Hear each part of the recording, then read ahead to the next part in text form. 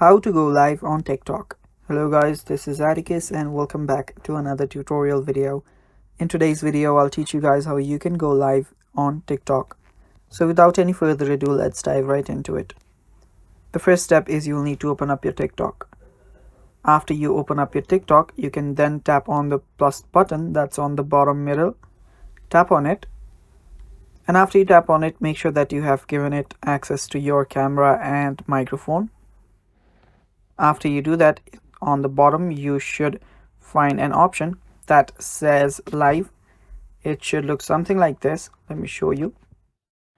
So it should look something like this. Just tap on the go live button to start your live. Now if you cannot find the live button, the reason can be you do not meet the requirement for you to be able to use TikTok live. The requirements are as follows. The first is you will need to be 18 years or older to go live.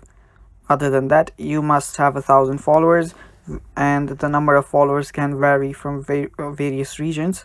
So yeah, if you meet these requirements, you should get the go live option. If you don't, you will need to first meet these requirements and then you can go live.